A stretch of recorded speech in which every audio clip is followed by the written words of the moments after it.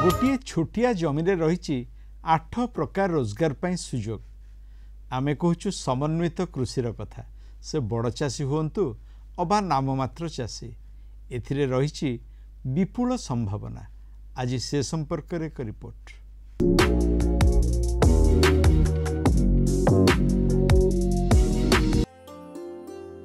माछ पोखरी हुड़ारे कदली और नड़िया गछ, पोखरी कड़े छतुघर, जियाखत कुंड और चारा उत्पादन गृह। पोखरी हुड़ा सेपटे धान जमी गोटे जगार रोजगार 8टी अधिक उत्स। समन्वित कृषिर एभली सुंदर प्रयोगशाला देखा मिले पुरी जिला साखीगोपाल स्थित कृषि विज्ञान केन्द्र परिसर रे। अल्प जगार वर्ष सारा रोजगार उपाय कहुवा समन्वित कृषि संपर्क में चाषी को प्रशिक्षण देवाई और शतशतिका समन्वित कृषि फार्म देखि ज्ञान आहरण सकाशे सेठारे एभली व्यवस्था करा जायछि। पॉलिथिन कुंडरे एठारे जिया खत उत्पादन करा जाउथिया बेले छतु चाष और चारा उत्पादन पई छोट छोट नेट हाउस और पॉली हाउस तैयारी करा जायछि।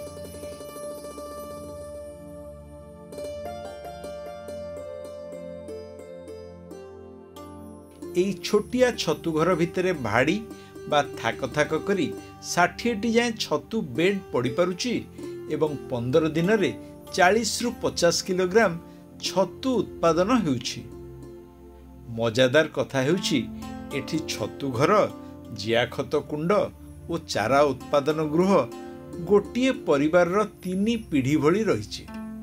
अर्थात छतु तोला सरिया परे बेड्रु बाहरुथिबा वर्ज्य नड़ा जियाखत कुंड को जाउछि एवं सेठारु बाहरुथिबा जियाखतरे माटी और बाली मिसई सेथिरे चारा उत्पादन हेउछि। छोट चाषीटीए चाहिए भी एई उपाय रे भल रोजगार करि परिबो। पुरी जिले में आपन जो पुरी जिले में जगन्नाथ दयारू आमर जलवायु एमती आम जदि मंजी बाहर फिंगिदवा आमर छतु अमल हो पार। जदि आम 50 टंका खर्च कर 50 रु 60 टंका गोटे बेड प्रति आम 15 दिन पर आम 100 रु 120 टंका आम इनकम कर जो थी कि आम लाभ 50 रु 60 टंका रहा गोटे गला कथा।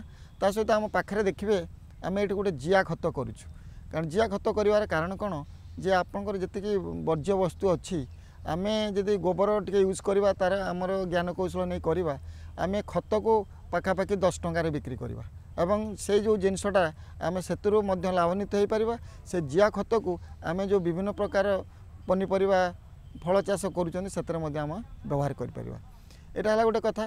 तापर आपन देखो आम साइड्रे आम धान चाष कराई धान चाष जी भी कर से धान चाष भी तार धान अल्प पाइला एने हुड़ारे आपणकर कदली कला कि आपणकर नड़िया गछ अच्छे आप नड़िया देखो सेटा भी करें एवं माछ चाष करें तापर आपणकर जिया खत तापर आप छतु जदि आप 4-5टी एंटरप्राइज माने माछ कि कुकुड़ा कि बतक कि जिया खत कि छतु कि पनीपरिया कि फूल चाष एमती आप बाछिबे आपणकर परिस्थिति को लक्ष्य करी आपणकर जो जमी थिबो तार जमीर किपरि अच्छी माटी किपरि अच्छी से कौन भल हो पार से फसल या आपण चिंता करी 4 रु 5टी चयन करेंगे जो थे कले आप निहाती स्वावलम्बी हो पारे। और आजिका दिन में जो आम आह्वान अच्छी जे आम 2022 सुधा चाषी तार आय किपर 2 गुण हो पार।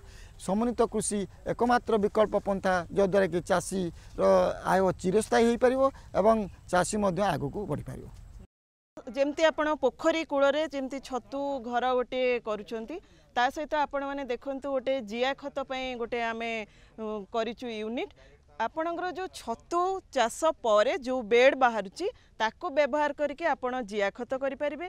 जिया खत को व्यवहार करके आपण देखुथिबे आपणकर गोटे छोट पॉली हाउस होईची सेइथिरे आमे सीडलिंग प्रस्तुत करूछु।